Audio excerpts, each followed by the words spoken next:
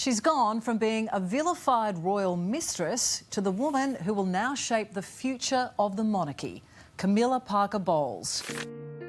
Everything she did was not to serve the royal family, but to steal it from my hands. No one knows exactly what happened, only that after Charles returned from cancer treatment, he made a decision that shook the entire royal family.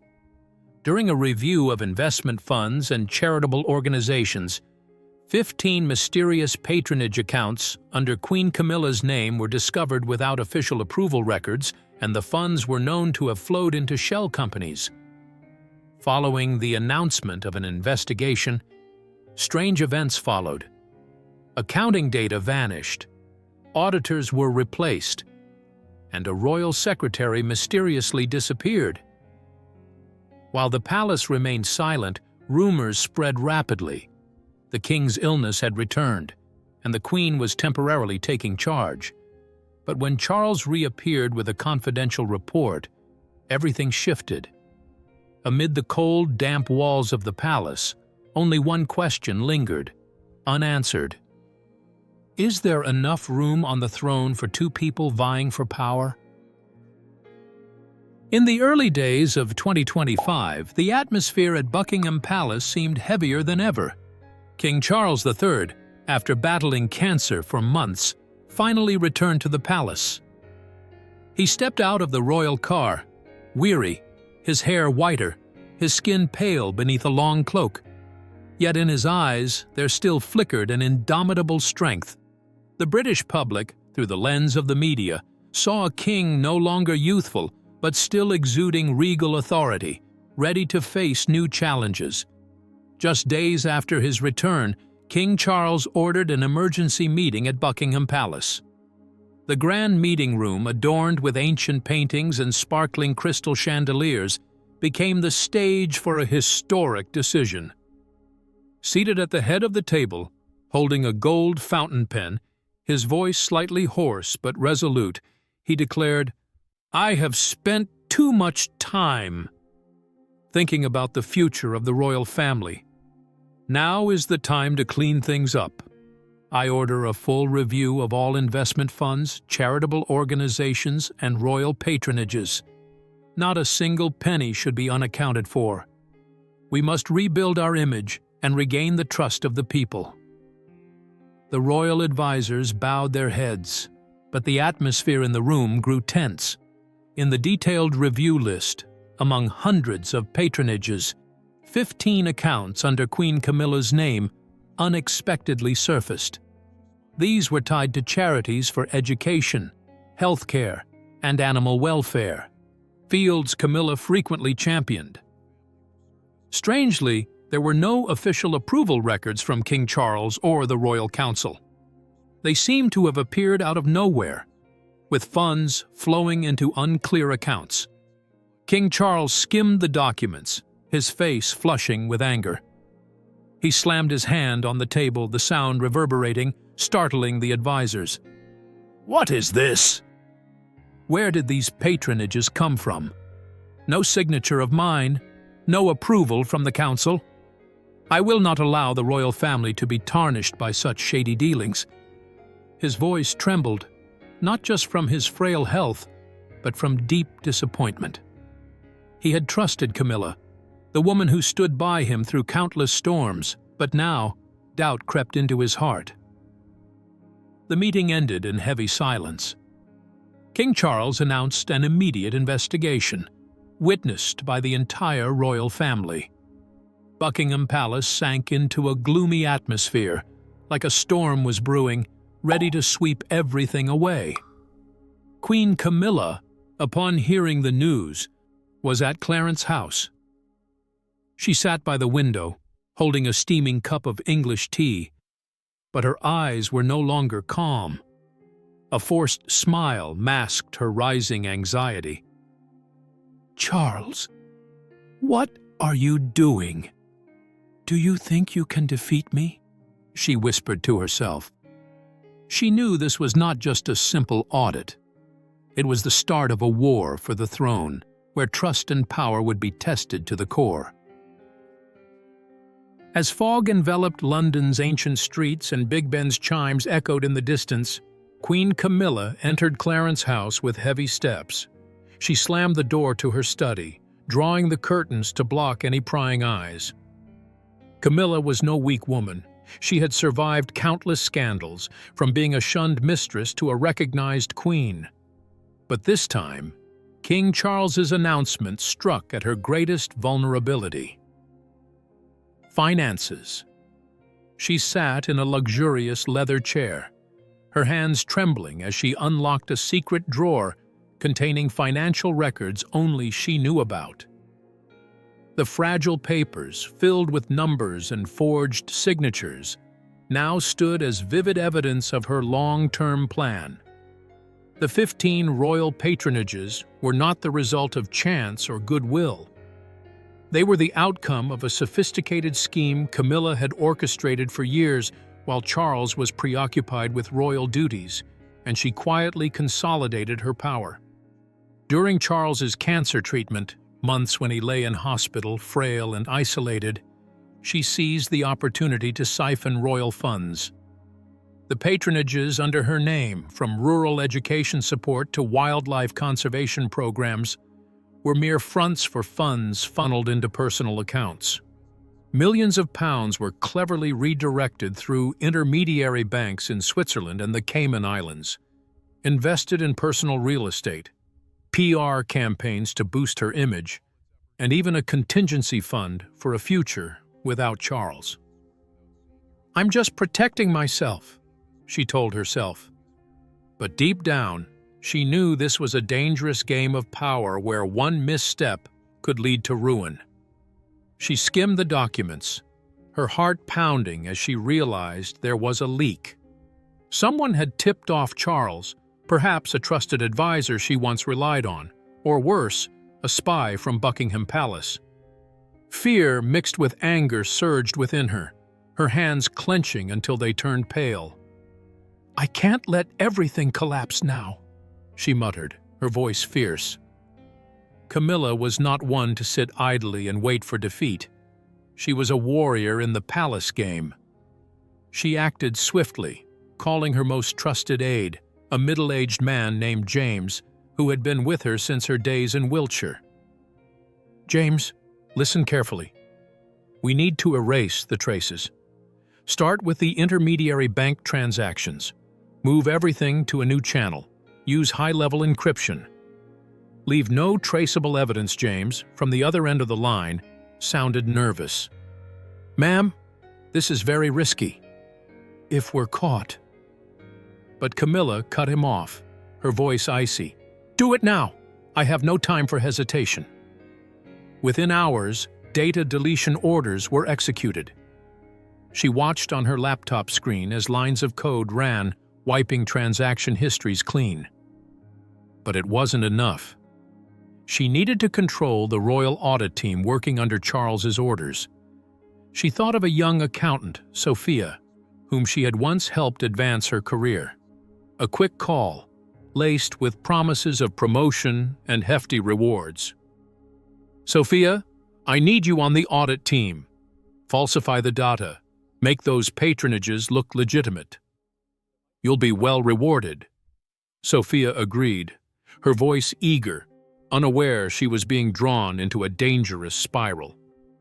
Meanwhile, at Buckingham Palace, a loyal secretary to King Charles, Thomas, was on a covert mission.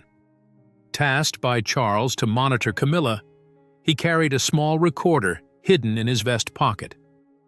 He followed her to the gardens of Clarence House, hiding behind thick trees, and overheard her conversation with Marin, her former financial advisor, who had helped set up the secret funds and was now hiding abroad but urgently summoned back.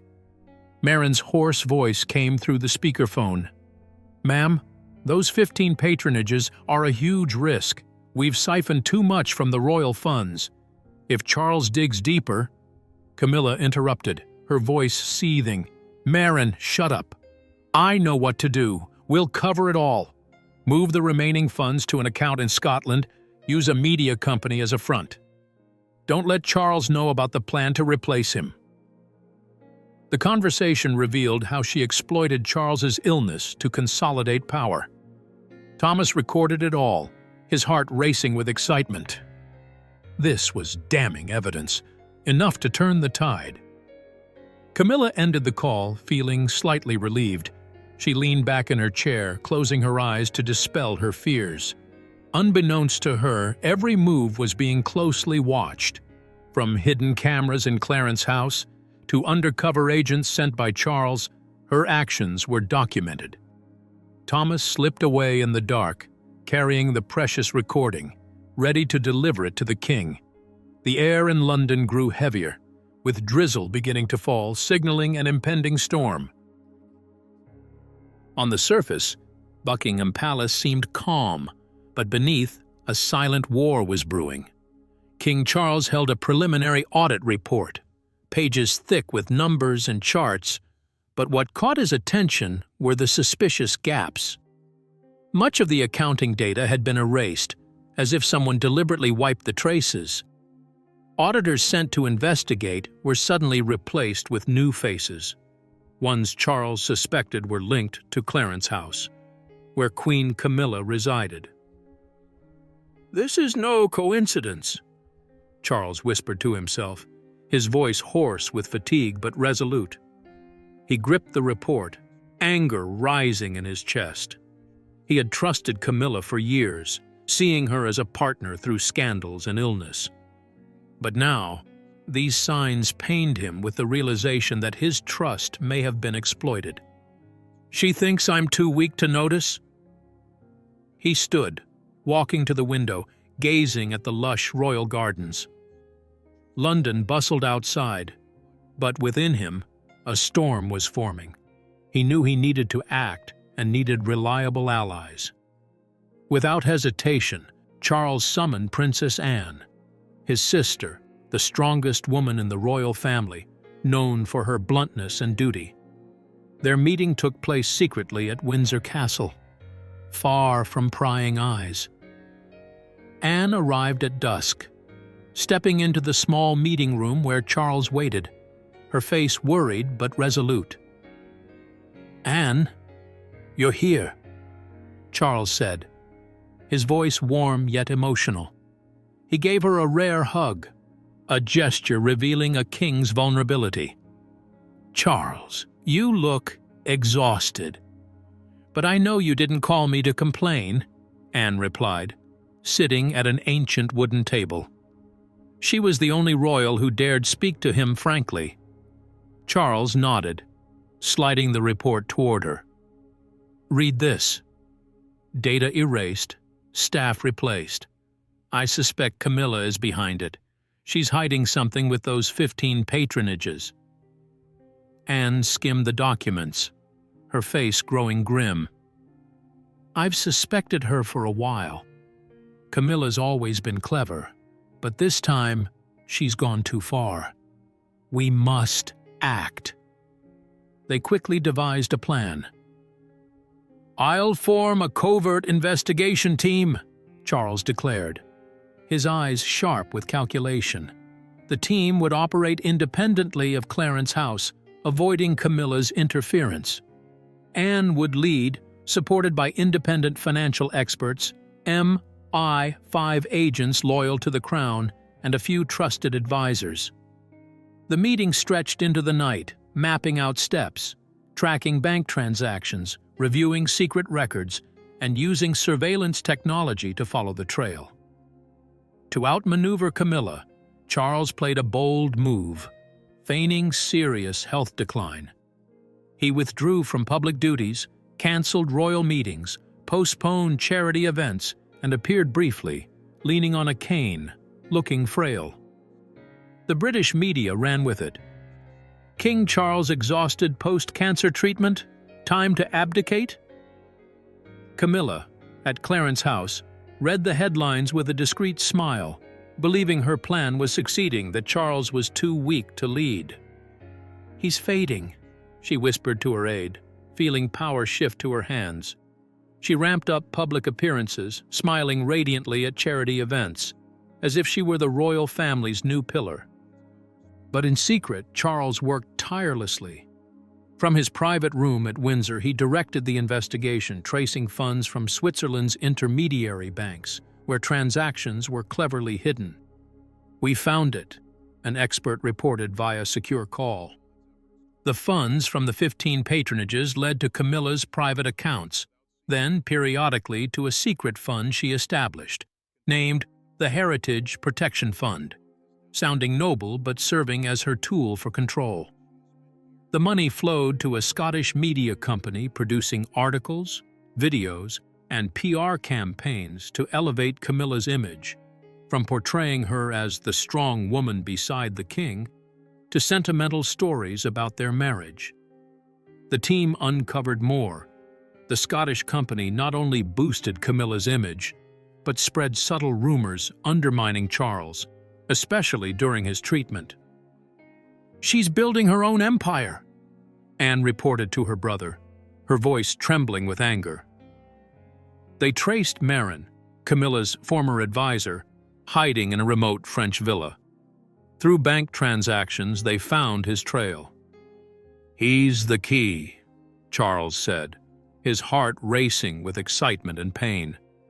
Alone at night, Charles reflected. He realized this was no momentary lapse, but a long-term plot by Camilla to replace him, especially during his illness. Disappointment overwhelmed him, bringing tears, not from weakness, but from betrayal's sting. He wiped them away, standing resolute. "I won't let her win," he vowed. The investigation pressed on, and Charles knew the truth was nearing. Meanwhile, Camilla realized Charles wasn't just auditing finances. He was digging into her past, uncovering secrets she'd carefully hidden. With her experience surviving scandals, she decided to strike back. That night, under London's drizzling sky, she called an emergency meeting with her trusted advisors, those who had helped her weather past storms. "We strike first," she said, her voice cold but emotional. "Leak that the king's illness has returned, and he may abdicate soon. Make the public see me as the only one who can stabilize the monarchy." Her advisors nodded, and the plan was executed immediately. The next morning, major papers like The Sun and Daily Mail ran sensational headlines. "King Charles gravely ill, Queen Camilla ready to lead." Articles featured staged photos of Camilla at Charles's bedside, though they were cleverly repurposed from old shoots. In one, she held his hand, eyes glistening, as if praying for his health. "I just want him to be well," she said in an exclusive BBC interview, her voice choked with emotion. "Charles has fought bravely, but now the monarchy needs stability. I'll stand by him, caring for him as a true wife." The British public, easily swayed by emotional stories, began to shift. Social media buzzed with support.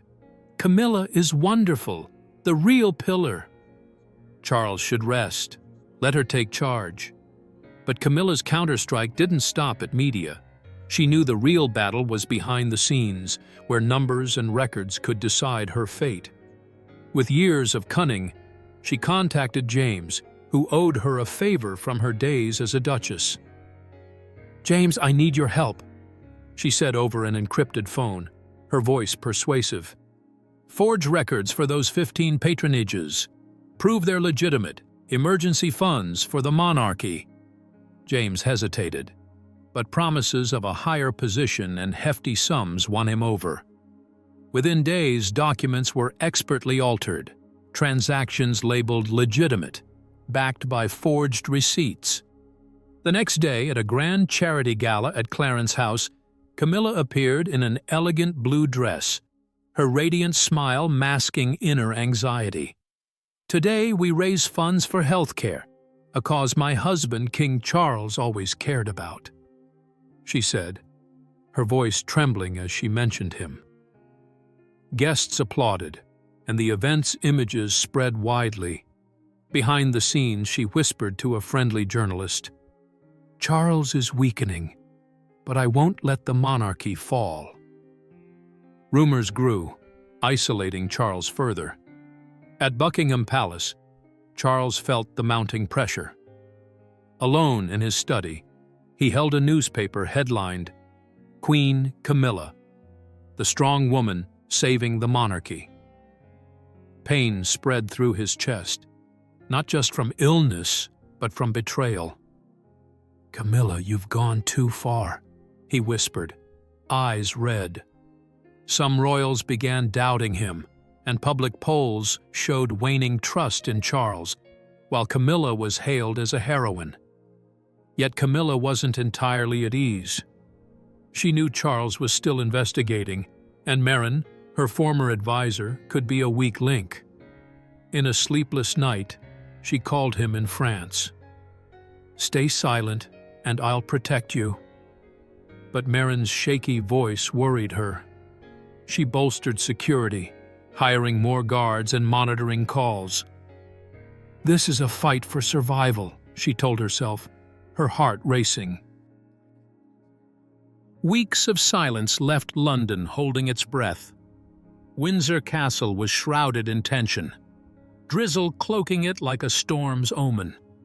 King Charles called a secret meeting at Windsor, where ancient stone walls had witnessed countless upheavals. Princess Anne was resolute, William and Kate anxious, joined by senior advisors and parliamentary representatives. No press, just tension filling the oak and leather room. Charles entered, weary from illness but with determined eyes. Dressed in a dark suit, he held the investigation files. "Today, we face the truth," he said, his voice hoarse but commanding. Cancer's pain lingered, but it had hardened him.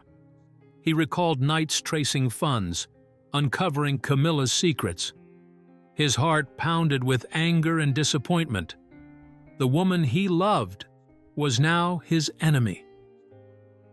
Camilla arrived late in a blue dress, hair neatly pinned, her smile forced. She sat across from Charles, eyes wary. She knew this meeting was dangerous, but maintained a calm facade, ready to fight. Charles signaled the projector, displaying a parliamentary report. "This is the evidence," he declared.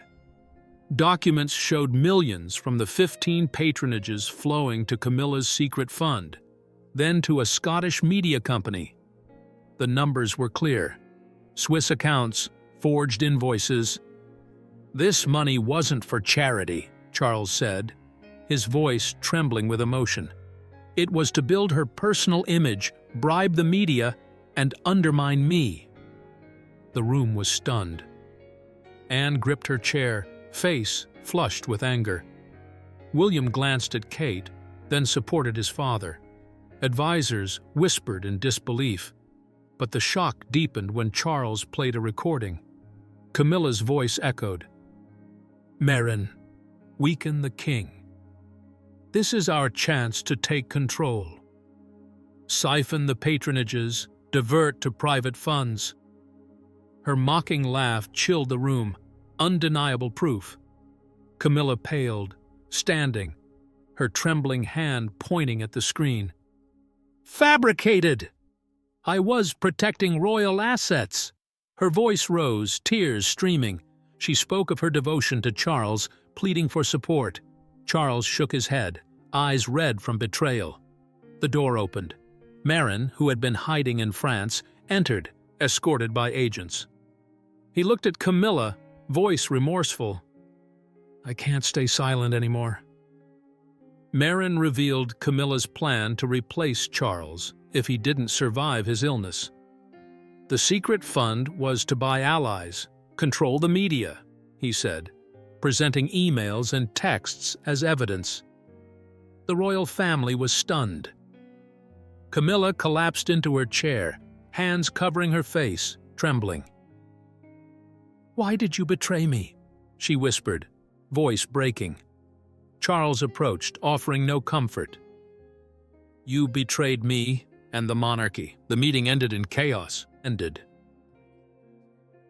The storm had passed, but its remnants lingered at Windsor Castle. After the fateful meeting, the British royal family descended into unprecedented chaos. News of Camilla's betrayal spread like wildfire, despite the palace's efforts to contain it.